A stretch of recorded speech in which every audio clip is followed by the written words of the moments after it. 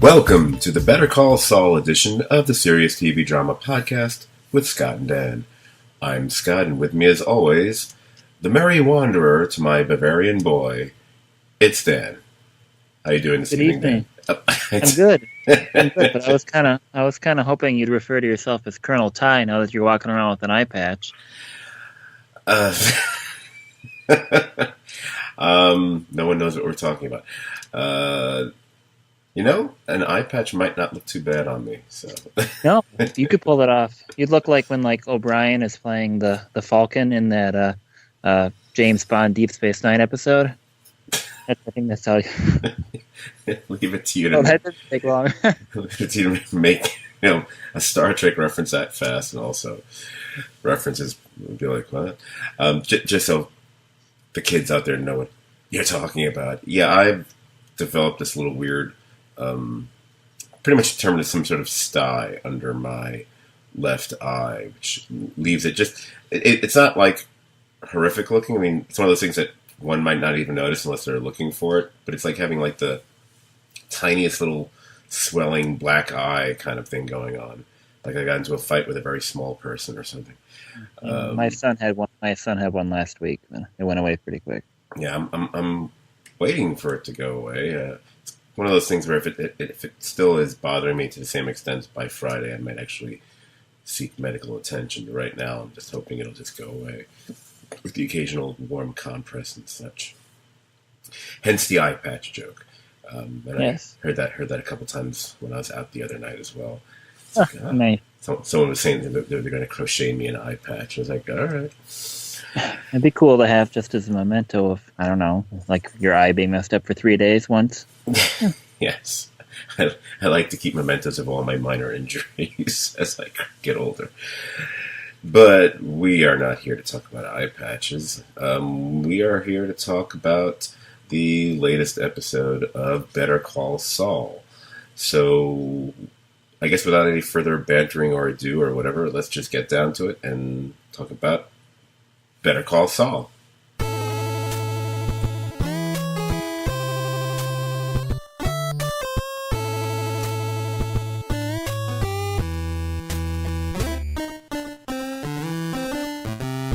Now, this latest episode of Better Call Saul was titled Something Beautiful.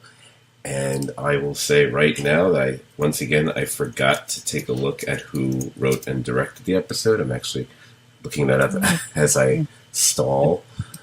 I definitely would say that it was a good title for the episode because the cinematography on it was really top notch, especially in the opening scene. Man, that thing was that was some pretty sharp desert stuff going on there. Right. Well, the director, am I familiar with this director? The director's name is Daniel Sackheim. Sackheim has been doing stuff for on every show imaginable.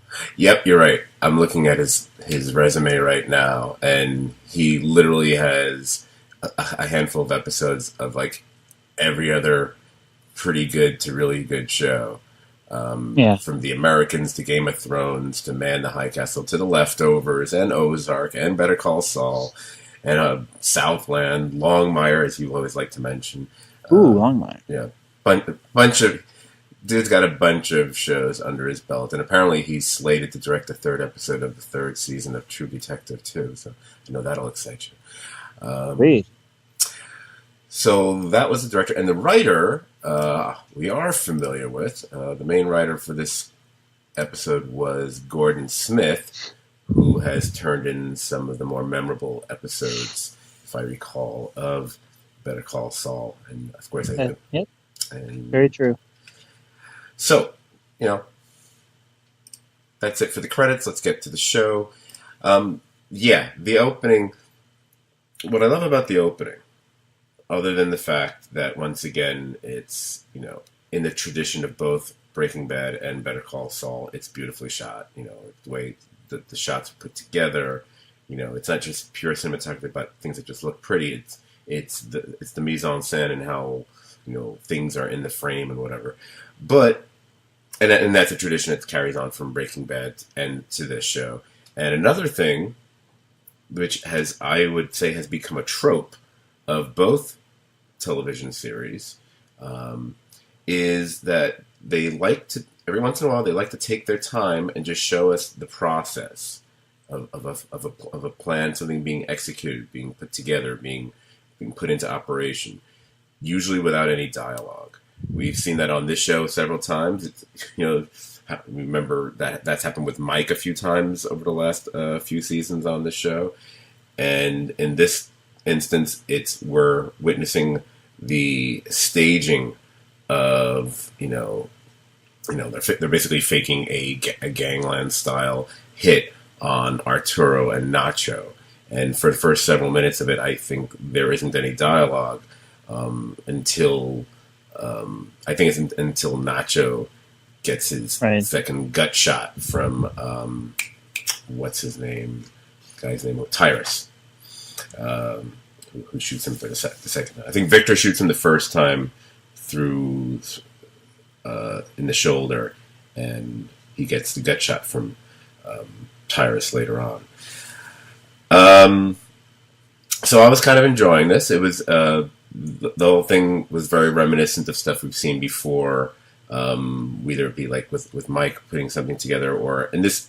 You knew that this was all a Gus plan and it's not the first time he's done something along these lines where they're staging something for him to get to his ultimate goal of what he wants to be accomplishing here. Yeah.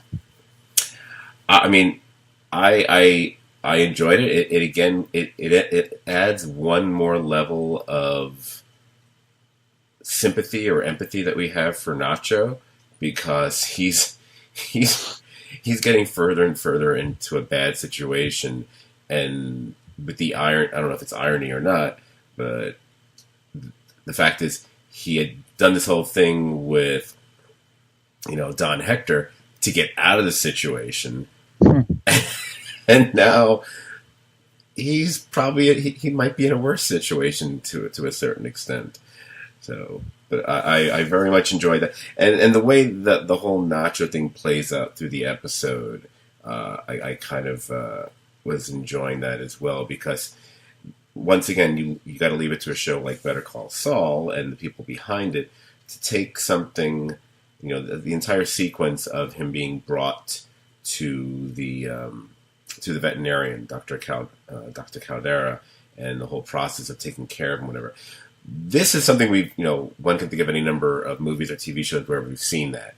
Someone who's a thug or a mobster or whatever has to be taken care of by, a shady doctor or someone, off the books or outside of a hospital, usually in a back room somewhere.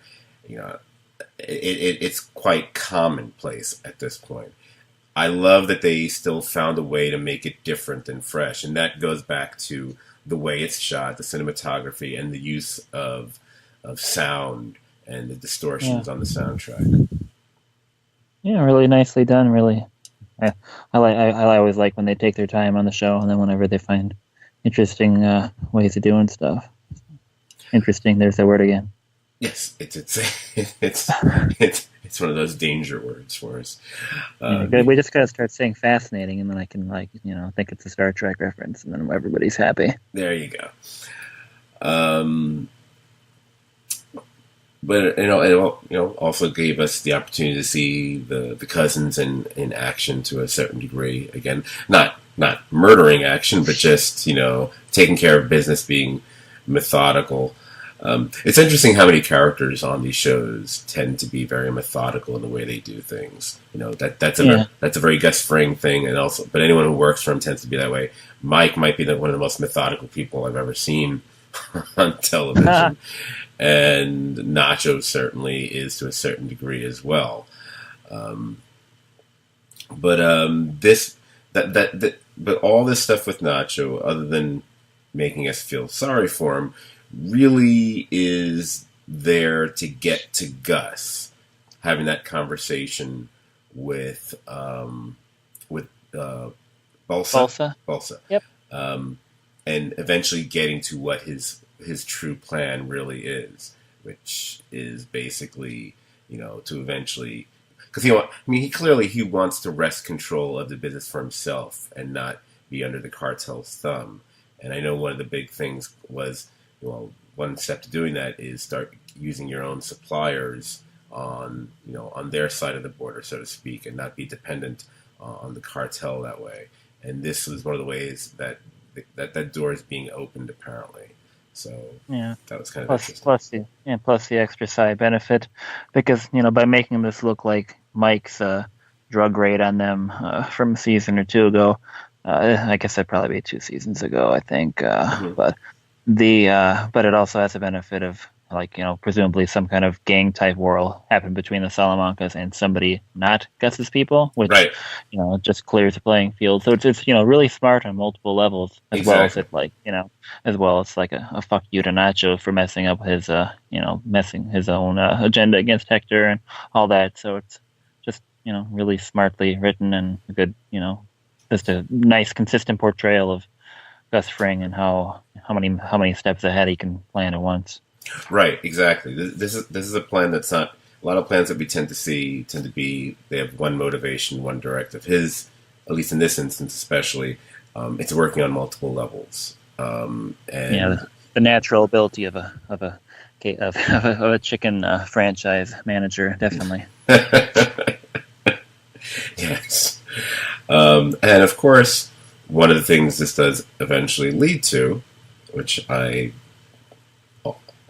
gave probably most Breaking Bad fans a little jolt of joy, was someone that we see Gus visiting in a little chemistry lab to check on some samples, and it turns out to be none other than Gale.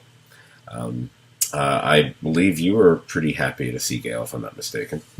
Yeah, it definitely pepped me up. I just, it was one of those things where, I think we discussed it last week, you, me, and Brian, before I kicked him off the podcast again. About how the show manages to do things that you don't really expect, but it makes perfect sense. So I always like a show that has the ability to surprise you in a way of just oh duh, of course that was going to happen. Because we might have talked about it before. I'm not sure. If anybody has time to listen to all of our podcasts about it.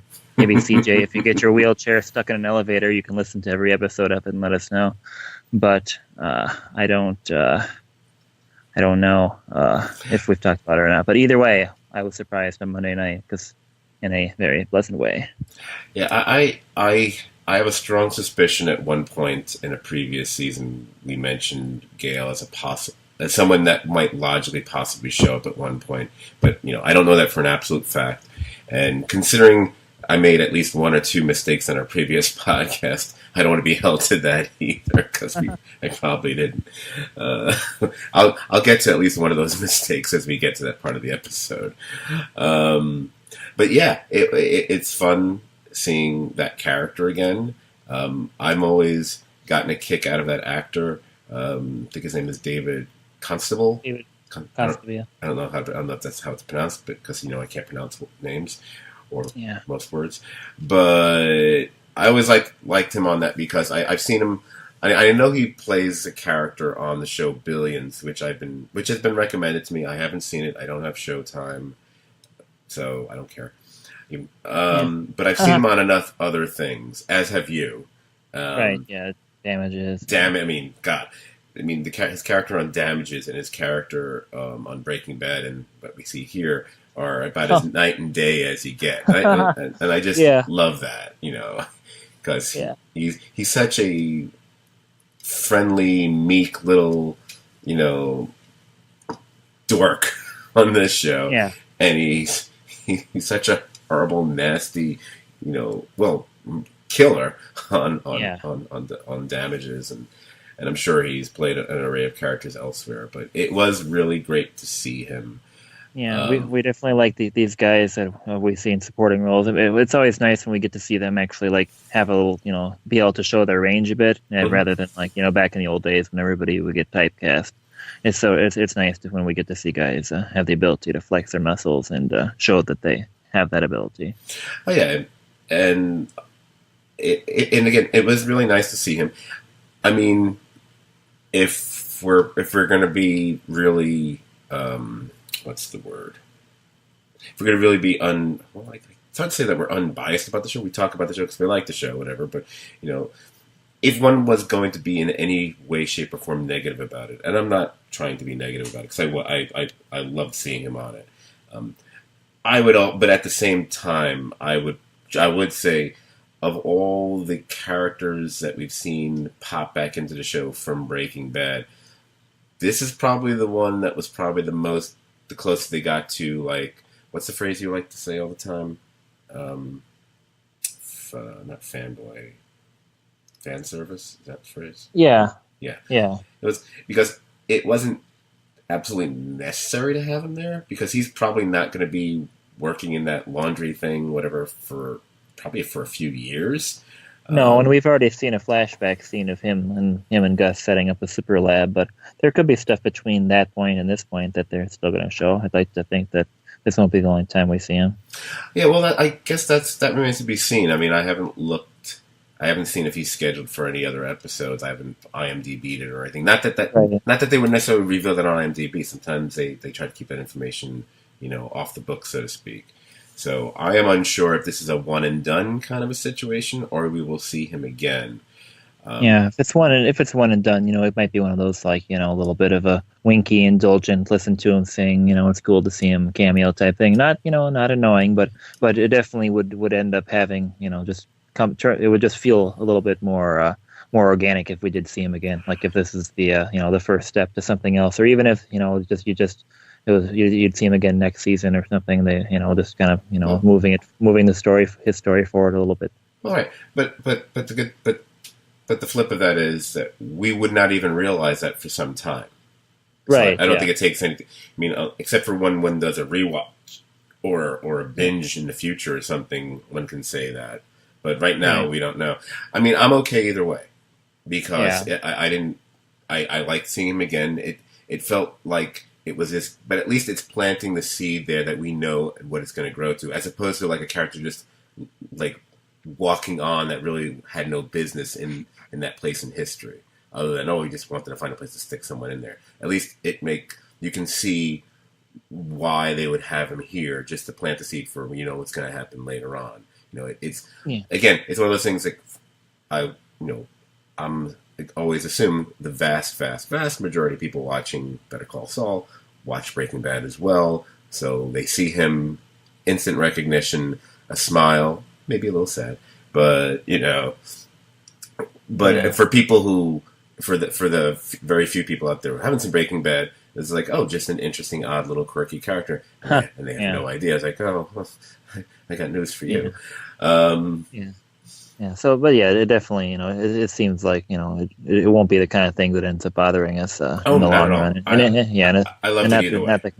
It's the writers of the show are smart. They're not just going to have like Marie show up at Los Pollos and like steal the salt and pepper shakers before she leaves with her chicken, and like they ain't gonna like waste her time with something. Yeah, even though that would be funny. But. See, right, that would be like, okay, that's, now you're just being gratuitous about it. Yeah. Whereas if something had happened with a drug bust or something that was somehow connected to Gus's overall plan, that somehow involved the police, and then we had what I keep thinking the most logical person that we could see show up at some point is Hank, which would be mind blowing. But at least you could understand why he might be there.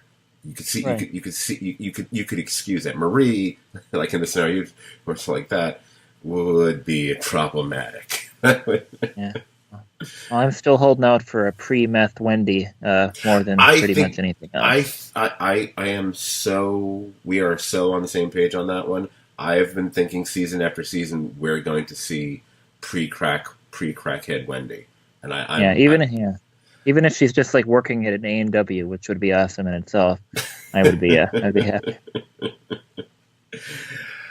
So let's see. So that's pretty much, wow, we kind of did that in nicely timely fashion. So that's pretty much the Nacho stuff, and I guess kind of just covered the Gus stuff there too. Well, we are let that Brian to slow us down. We're going. Yeah. Well, it's also me not doing the Act 1 through Act 5 breakdown here, so I'm trying to make this a bit more palatable for folks. And of course, if something else occurs to us about any of that stuff, we'll just bring it up anyway. We don't care. I did like the device that they used to sort of, there's a very slight, tenuous connection between all the storylines in this episode, and it is the veterinarian, the Dr. Caldera, because the moment, just before the cousins show up with Nacho, we see Jimmy McGill leaving. So probably we should get to the Jimmy stuff, which of course begins in the episode with him having the meeting with Mike at the diner. And this is where I made one of my dumb mistakes in our previous podcast, which I based solely on the fact I misheard something. But it doesn't matter. A mistake is a mistake. I'm not in the current political administration. I will admit if I've made a mistake. I misheard something. I thought I heard the number 40,000 when it was 4,000. So, good Lord, the entire scheme really was just about getting that one Hummel figure. And I felt extra stupid about this because it makes so much more sense, because that's so much more a Slip and Jimmy kind of thing. The fact that they would go through that he would want to go through all this trouble to basically split 8,000 between two people. So that's where you get the $4,000 figure from. I mean, it's a con. Not a con. Well, it's not a con, but you know what I mean. It's a fairly minor heist. Right. It's not a big safe cracking thing. It's stealing a single figure, replacing a single figurine. Yeah, definitely not a big league move there. Now, the scene with Mike. I loved the scene with Mike. Number one, whenever they actually do get to have these two on screen together, because it hasn't happened probably nearly as much as we would like, but it makes sense that it hasn't happened as much, because they're not involved in the same world and situations as of yet. So as a result, Jimmy has no knowledge really of what's going on with Mike. I mean, one wonders if he ever did, but he certainly doesn't know anything about Mike's dealings with Gus and everything else. So he probably still thinks of him as, the ex-cop toll booth guy who, how could he possibly turn down a chance for $4,000? Meanwhile, that's kind of chump change to Mike right now with his deal as a security consultant? Yeah. for Madrigal, whatever. Yeah. But even so, I kind of got the impression when Jimmy told him about the 4,000, it did kind of seem like Jonathan Banks was having like just enough facial thing where like I got the impression that he was thinking about his granddaughter and daughter-in-law just for a second, that he was actually like doing the math and trying to decide, well, I got this responsibility, but See, I never for a second, based on the way he looked, thought he'd be interested in it.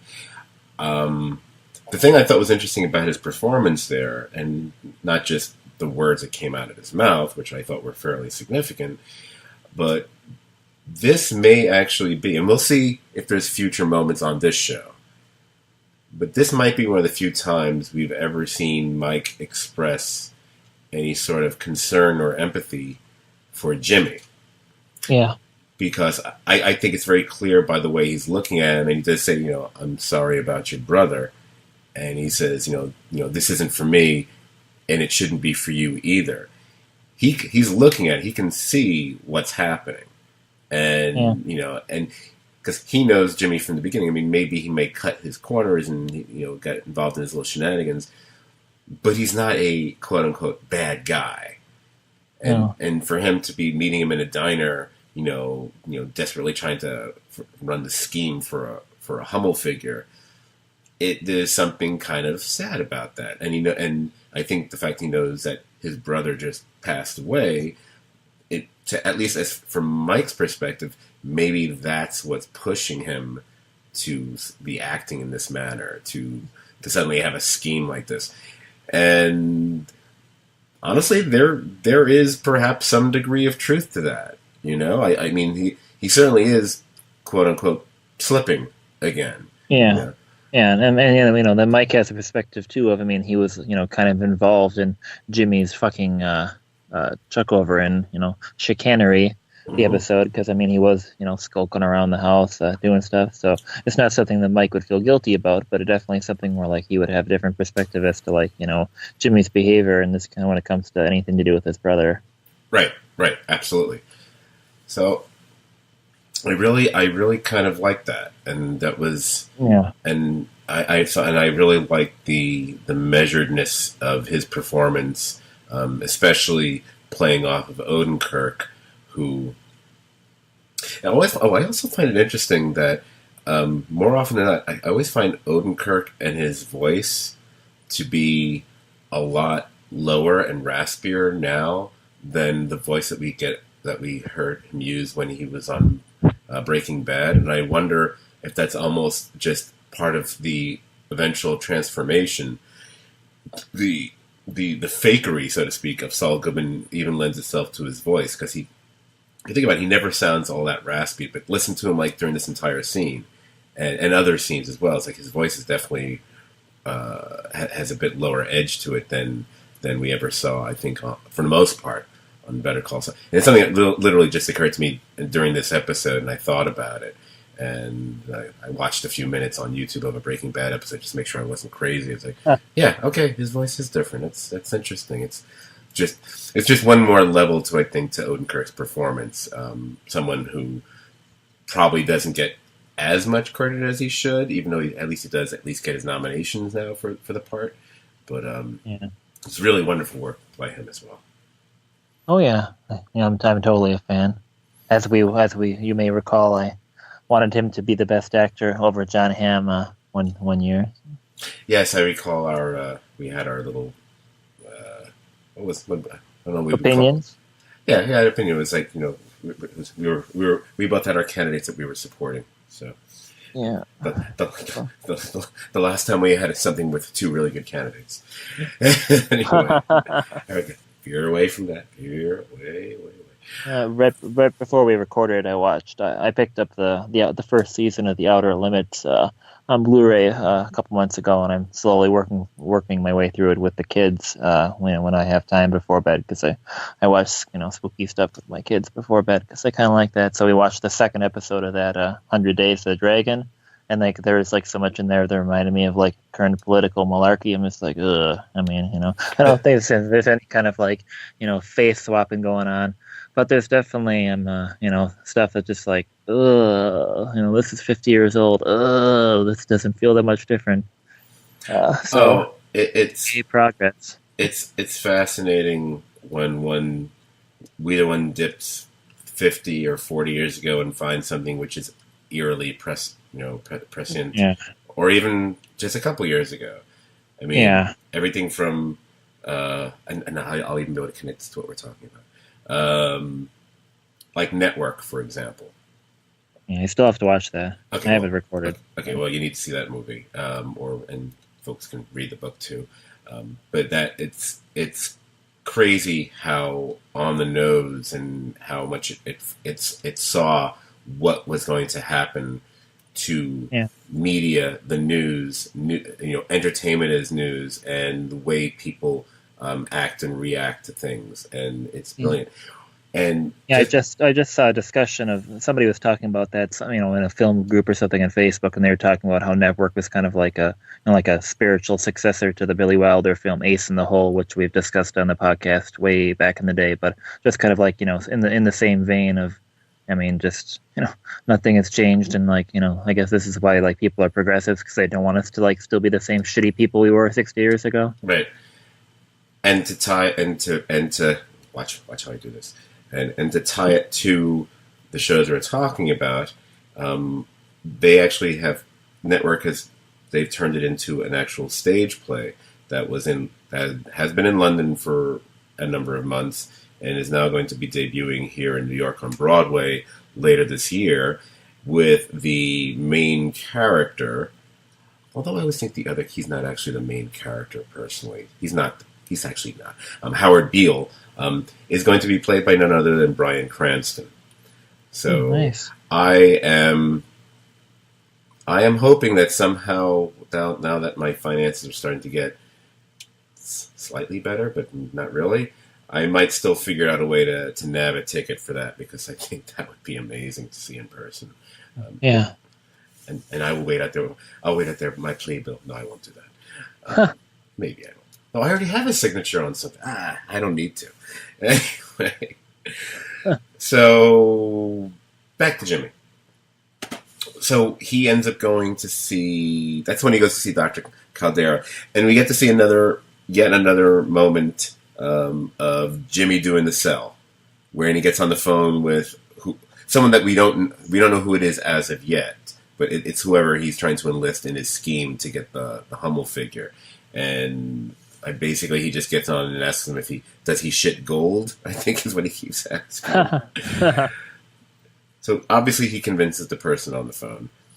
And then when the plan is put into action, and there's a moment, I was waiting to see who it was. Because first they're in silhouette, I can't really make out who they were. And then I kind of sort of saw him, and for a moment I thought, wait, is that just Odenkirk wearing a weird beard or something? And then I got a better look at him. I was like, I recognize that face.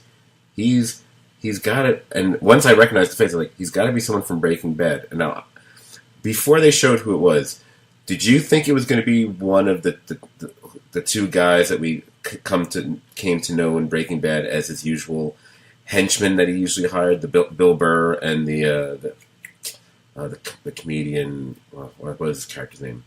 Yule. Yeah. Can't remember the actual actor's name. I thought it was going to be one of them.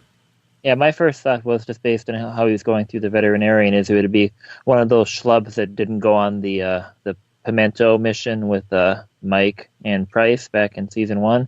I thought it'd be like, either like the really big guy, or I thought maybe it would be that, the really big guy, not like the little Weasley dude with all the guns.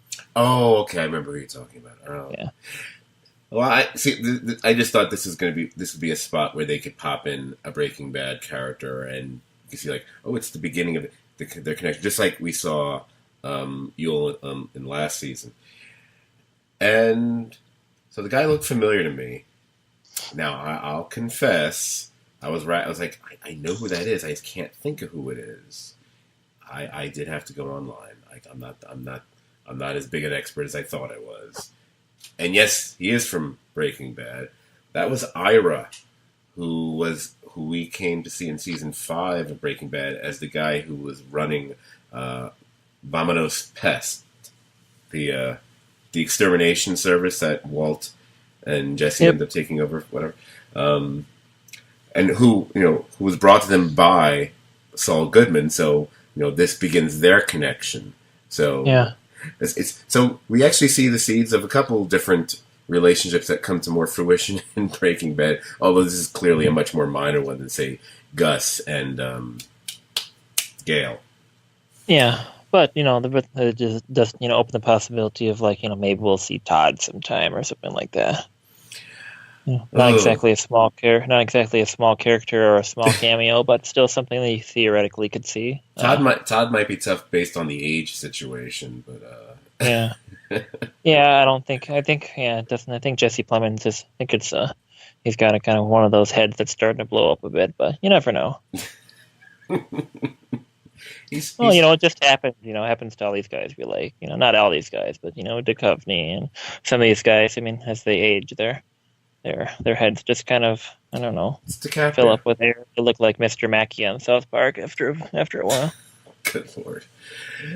Anyway, so so I'll refer to the guy as Ira since I know that's what his actual name is.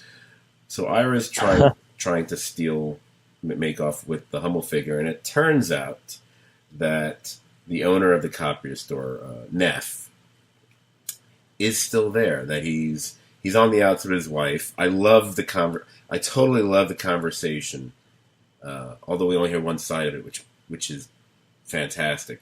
That the guy has with his wife. That apparently he bought her a vacuum cleaner as a gift, which upset her, and and she threw him out. What I loved about that is like that's like such an antiquated idea. You know, it sounds like something that you would have seen on like a sitcom from like the 50s, 60s, or 70s or something like, you bought me a vacuum cleaner? Out! Something like that.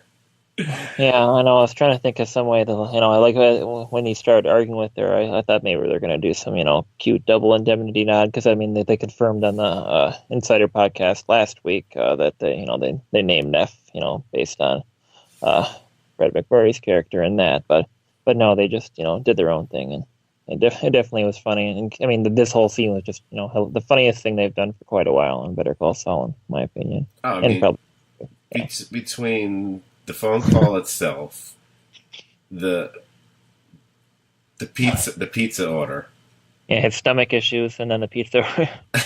And I mean, I know you're into this, but some of us aren't.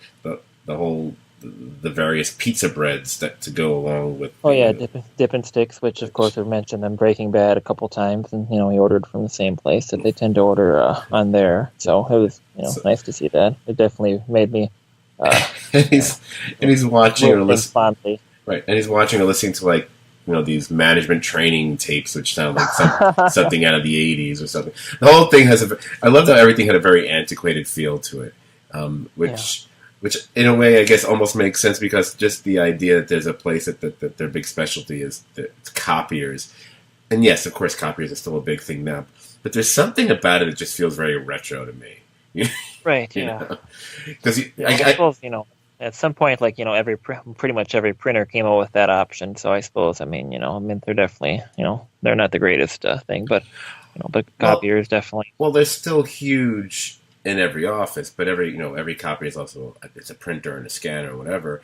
But that kind of stuff is usually handled by either number one, gigantic office supply places, not a place that only specializes in copiers, and it really starts to fall under the umbrella of computer technology now. So it's whoever's handling all your other hardware is dealing with that. Right. There's not really. I mean, I'm not saying there aren't copier places out there, because again, I made enough mistakes last week. But it's just not. It's just. I think there aren't. I don't think there's just that many. Yeah. I agree. It definitely, the whole thing definitely had this just not quite of this time feel in a funny, goofy, quirky way. Oh yeah. So and those the rotating, copiers on the rotating pedestals. That's definitely like something you'd see in the Art Deco something 40s or something. Oh, well, making such a big deal, the showroom aspect of it for copiers is like, really? So when Ira does get, a moment, I guess maybe when he goes back to the bathroom or something, he does put out an emergency call to Jimmy. And so Jimmy does eventually get him out of there by coming up with a way to not only set off the car alarm, which doesn't work the first time, but actually get Neff's car rolling down the parking lot, so he has to chase after it, which was a neat little trick. I almost wish they'd shown us more details on how he did that. It's like, you show us all the other meticulous things that they do on this show, but we kind of rushed it on that one a little bit there. Yeah. But so I mean, I don't know if we're going to get to the point of seeing someone actually selling the figure, at whatever convention or auction or however they're going to do that. I'm going to say they probably won't do that, because I think that feels like it would just eat up way too much time for something rather innocuous. Yeah. Then again, this is also the show that they spent, a good minute and a half or 2 minutes giving us a little slice and backstory of a guy who Mike steals the badge of a couple weeks ago. So I wouldn't put anything past these guys. No, and I do kind of like how, I mean, even though how like the Neff didn't really care about the the wall of trophies and Hummels, etc. I still like that they took the time to switch out the figure with a different with a cheap ass generic one instead, just in case, little extra layer of stuff, Right. which maybe Jimmy wouldn't have bothered doing if Mike hadn't told him to, like, well, you were just at this place, you sure you want to be involved in this, so on, so. Right. So while the stuff with Jimmy is going on, we should then switch over to his even though they're not married, she's still his better half, Kim. Kim goes to see the people at Mesa Verde, the bank, and apparently she's hired a new paralegal to help her, Viola. Viola. She had like a really simple last name. Did I write it down? It's like Viola Gott, or not Gott. It might have been. I'm just seeing. I think I wrote it down here. Did I write it down? Kim Viola. Go to. Doesn't matter. Her name is Viola. Doesn't matter. So we go with Kim to Mesa Verde, and she's meeting with the main woman there, whose name escapes me right now. But the key moment is when the other fellow, the guy in charge, comes in and wants to show her the models. And she's taken into this room, and I love that that they went through all this trouble to have, speaking of like the copiers on in their little showroom like this, these, like, each model on a separate little pillar, all beautifully lit, of all the different new bank branches that they would open, in several different towns and in different states, from Utah to Portland and so on, whatever. And we're watching the scene, and they have the soundtrack starts to play up, reflecting, what's going on in Kim's mind, to the point where it pretty much makes what he's saying virtually inaudible. Like, you can't really tell what he's saying. And it was kind of it was one of a couple really sad moments for Kim, I thought, in the episode. Because I'm thinking, like, is this what my life is going to be? Is this really what I want to be doing? That was my initial interpretation of it. I think there might be some her seeing this massive expansion, and knowing that the respect that she's gotten from him, assuming that she'd have there would be a lot of work, so she might have like a little bit of potential overwork PTSD going on at the moment. There's just a lot of different stuff going on. Well, there's and speaking to that, there's a moment when, and I think they go in for a little bit of a close up of her, when she's looking through one of the model banks, and of course, the way it's framed, it looks like she's behind bars, like she's caged or trapped. And so, going with what you're saying, it's like, oh, she's trapped in this situation where she's going to be, having to go through all this and deal with this. Is this what she became a lawyer for? Is this really what she wants to do? Is how I was reading it. So it'll be curious to see how that plays out beyond this. The fact that she decided she didn't want to write the draft after all, that alone I felt was kind of underscoring that, perhaps. Yeah, and it's kind of sad too. I mean, she's been through some shit, and this doesn't seem like the worst gig in the world. I mean, the work she's doing is honest and not screwing anybody over, and she's quite good at it. So it's it's sad that she's not able to just enjoy her potentially rapidly escalating position in this company that's certainly trying to grow. Well, I think number one, to a certain extent, that it's always going to be somewhat tainted by how she was able to land or keep the account. What happened with HHM and with Chuck McGill and all that. even if whether she truly was or not, one can imagine, at least in her own mind, she feels somewhat complicit. Yeah. To whatever degree. And the fact that Chuck is now dead, she may even, to whatever, even perhaps a smaller degree, she may even feel complicit in that as well, because that what happened with him and involving the misfit, that was all a contributing factor to his eventual downfall, and in her mind, probably what would have led to him killing himself. Whether that's true or not, one can never know. But it's a very direct and clear theory, or way to look at it, I think. And that's certainly the way I would look at it. I know that. So this eventually gets us to a scene with Jimmy and Kim later on. And I did watch the scene more than once. And I would recommend anyone who watched it the first time, watch it one more time. If you still have it in your DVR, watch it a second time. But this time, because I think when you watch it the first time, the focus is we're listening to what he's saying. We're listening to Jimmy read the letter, because she finally gives him the letter that Chuck had left for him, as well as him signing off on the $5,000, blah blah blah.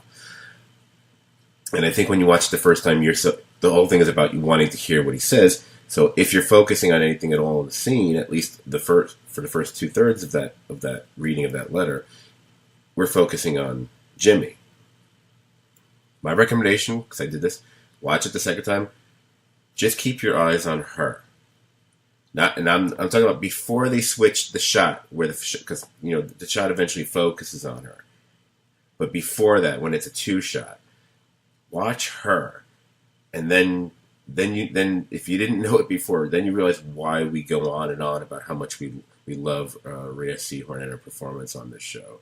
One of the greatest things about that actors do and talk about when they're in a performance, it's all about listening and taking information in and whatever, and watching how she's listening and watching Jimmy with every word he's saying, and realize, and because when you watch her the whole time, you can also see that the fact that she does get very emotional, that she's tearing up, and that she has to, needs a minute, is not purely based on the words that Chuck said. It is to a lot. It's about the way Jimmy is still acting and treating this. And Jimmy's. He's pretty much not Jimmy. He's just Saul now, and that side of him has not been something she's been a fan of in the past. So now that he has it on all the time, and even at a moment like this when he should be maybe vulnerable, it's just he's not lowering his guard down at all, and I'm sure that's probably scary and not a good thing for her to see, as well as with the content of the letter itself isn't super cheery. Right. I mean, I think in her mind, and I believe this is still true for his character, at least at this point, is he's a master of compartmentalization, and he's pretty much taken the emotional impact of stuff with his brother and locked it in a box and put it away somewhere. And a lot of that is probably based on Chuck's last words to him, which were pretty brutal, which were on the heels of other pretty brutal things that Chuck had done and said to him as well. And while Jimmy did some pretty lousy things too, which obviously led to Chuck's downfall at the law firm, yada, yada, yada, but the stuff that Chuck did and said really went back to their entire relationship, over the entire history of their relationship. Yeah. And I do, and I genuinely do feel that when Howard had that admission of, pseudo guilt in the premiere, that pretty much was what, locked the box, so to speak, because it gave Jimmy a way out. It was like, okay, you know what? This isn't on me. This was you. You'll have to live with that. I'm fine because, he already wrote me out of his life. Why should I spend another moment giving a flying fig about him at this point. And Mm.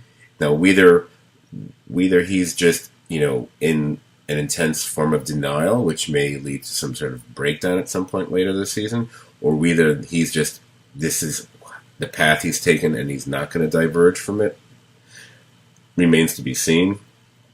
I don't think he's crossed into Saul Goodman land just yet. Obviously, all these things are pushing him closer to that, but I think we still got a ways to go on this show. I think we will see moments where his true humanity will come out again, but I think right now he's, in the time that we've seen him since the end of that first episode, he's gone into slipping Jimmy mode, totally. We haven't seen the other side of him yet. And even though he had a moment of trying, like when he went for the job interview, the Jimmy mode, the slipping Jimmy came back to him. And maybe it was when he saw the Hummel thing, or maybe when he just realized, this isn't for me. I can't just be a 9-to-5 guy. I can't just, there's always, what's the excitement? What's the thrill? What's the challenge here? As we talked about, in a previous podcast. So, yeah. But again, they've had a habit of, having these really intense, great scenes with either one or the other, either Kim or Jimmy or the two of them together, towards the end of each of these episodes. And I really love the staging of the moment that ends the episode when she goes into the other room and he tries to come after her, and she doesn't shut the door on him. But the door does swing almost closed, and the way it ends with it kind of like splitting his face that way. I thought that was really a nice shot to end on.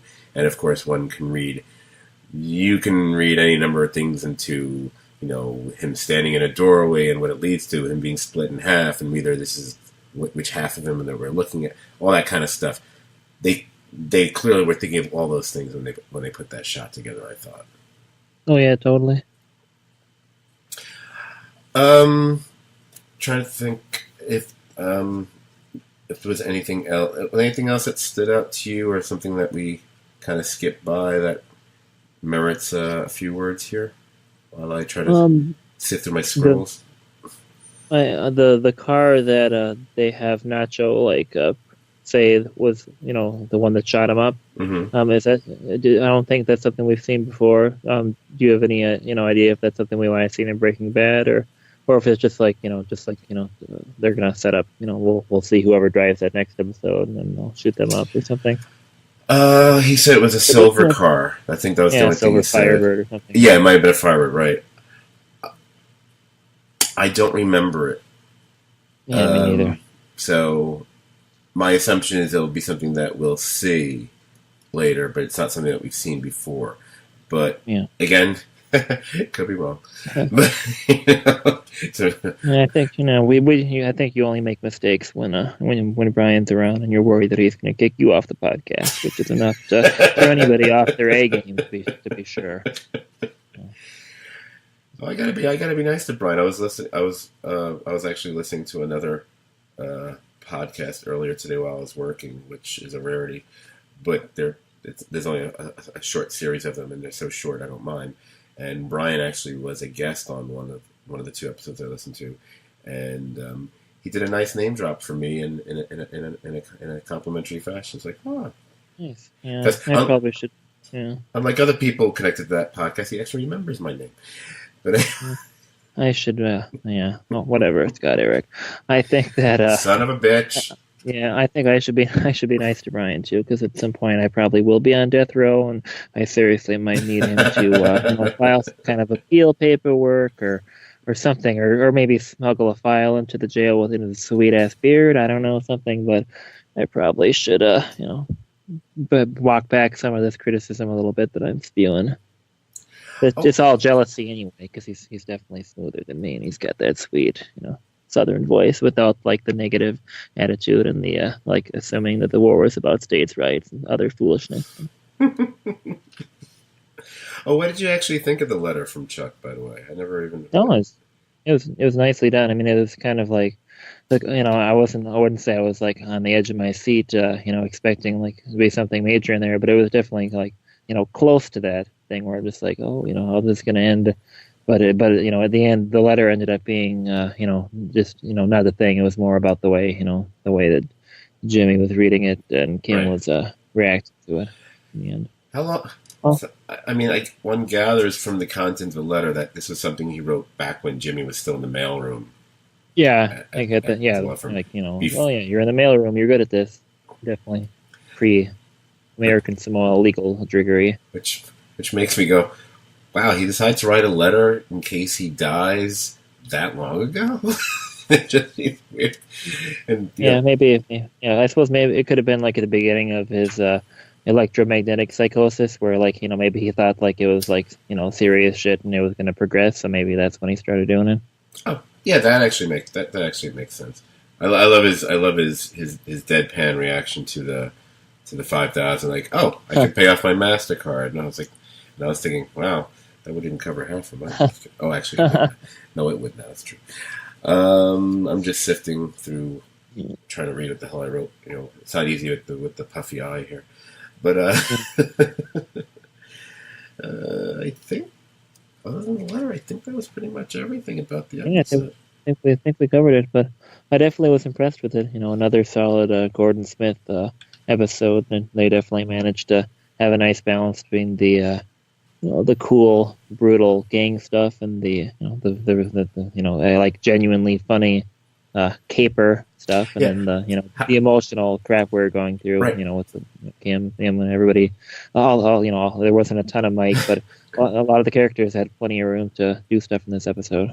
Yeah, and how many episodes of any TV show can one think of where you have two plans or plots that one as dark and as light as you get on the other. One is staging a murder scene, and making sure one of the people has been shot a couple times to make it look like he was, he's and he almost dies, and the other one is stealing a Hummel figure.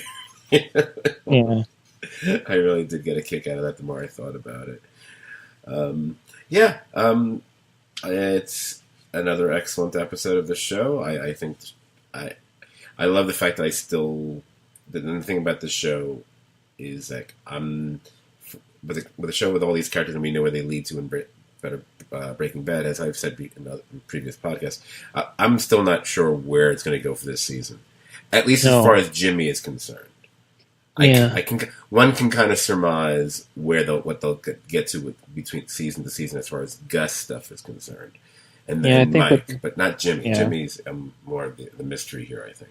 Right. Yeah. When not they're in the position where they have they have a little bit more runway, since they know they have another season after this. So I think that might maybe they might draw out the story a little bit different way. I mean, just kind of like let stuff just kind of flow into the next season, and they might do things a little bit differently than they've done before this point. Right. It's- I mean, I still think they're at this point they're not going to be inclined to do any kind of major time jump, but who knows? I don't. They haven't so far. This is all feels like all three plus seasons now. I guess three and a third have all taken place pretty one right after the other. I don't think there was a break of time in between, but I'm not really. My mind's not what it used to be, so maybe I'm forgetting something. Um, Also, it's funny when you start bringing in all these Breaking Bad characters, especially in this episode. You start realizing, especially if you're like a hardcore Breaking Bad fan, the way we are, you're like, hey, we're watching a show with a lot of eventually going to be dead people. yeah. It's like, I know how you're going to die, and you're going to die. And I think this one is at least 5 or 6. It might be like 6 different characters. Like, yeah, I'm going to see each one of you die eventually on Breaking Bad. I think 6 of them. I don't think we ever see Ira die, but I think there's 6 other characters. Actually, let me think. Yeah. Gus, Victor, Tyrus, Mike, obviously. Spoiler. Gail, and well, Bolsa gets killed. So Yep. yes, that's 6. Yeah. Yeah, that is a lot actually. When I think about it. All right, so Hey, look at that! Without that attorney around, we were able to get done in an hour. He's what's been padding. Long-winded goofball. Yeah, totally. Anyway, But, I'm sure he'll return for a future podcast. If there's one that deals with like real legal matters, we definitely want to get him on board for that. Right. Yeah. I just gotta say that I kind of hope the show does something really ridiculous, like they have an episode just filled with like the most intense like Breaking Bad like gang violence, and then the next step, and then like the next episode is called like a 12-pack of mini buns, and it's just a like a totally Gene episode the entire time. It's just Gene doing stuff. All black and white. I would love it, but I just don't think that. No, they probably won't, but it would be funny. But it would be great. I would love it. I like I said, I wish they could just have like little Gene webisodes up on somewhere. Yeah. All right.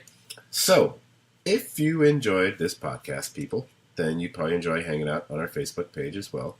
It's the Serious TV Drama Podcast page. You can find it on Facebook, like the page, and join the conversation about shows like Better Call Saul and so many others. There's been a weird phenomenon on the page just in the last week, which is I find highly disturbing. I don't know if like every person I know who is on that page suddenly blocked the page or something. Because usually when you post something there, you'll see that it's been seen by 22 people, it's been seen by 33 people, it's been by 45 or 50 or 70 or 100, whatever. And lately I've been posting things and I go back and look like this. It's like seen by 3 people. It's like, that's not even possible. Is there something going wrong with the Facebook, yet another Facebook algorithm? Because I think in one instance, it can't be true because there's more people who commented on something that have seen the post in the first place, which doesn't make any sense. It's just one more way of technology pissing me off. I don't know why I went off on that rant. Sorry. Anyway, it was just bothering because I posted our last podcast and then like a couple days later it was like seen by 3. And it's like, what? Yeah. Anyway. And then there actually might be rants on that page every once in a while. Who knows? You can also find us on iTunes. It's Serious TV Drama Podcast. You can subscribe to our feed there, as well as rate and review us. You can just simply Google us. You can find us in a number of other places. Turns out we're on YouTube more than half the time, except in certain countries. And what else? Oh, Twitter. You can also follow us on Twitter. Our handle there is at STVD Podcast. It's STVD as in Serious TV Drama Podcast. All right. We will be back next week. Probably we'll get it done the same day. It depends on our schedules, whatever. I'm not sure if I'll be able to do it Monday. I'm taking the kids to the Minnesota State Fair that day, and plan on leaving home at like 5 in the morning so we can get there early enough to park. Then we'll try to shoot. Well, then we'll probably more likely shoot for a Wednesday again, or whenever we both have free. The kids out there don't want to hear that. Anyway, that's pretty much it. I can't think of anything else, so should call it a night. All right, great talking to you. Have a good night, Dan, and good night to everybody out there. Yep. Good night, meow.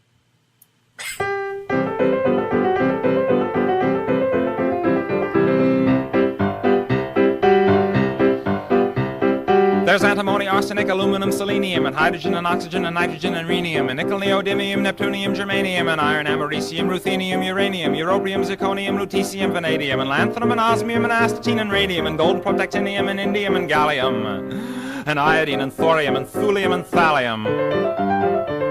There's yttrium, ytterbium, actinium, rubidium, and boron, gadolinium, niobium, iridium, and strontium, and silicon, and silver, and samarium, and bismuth, bromine, lithium, beryllium, and barium.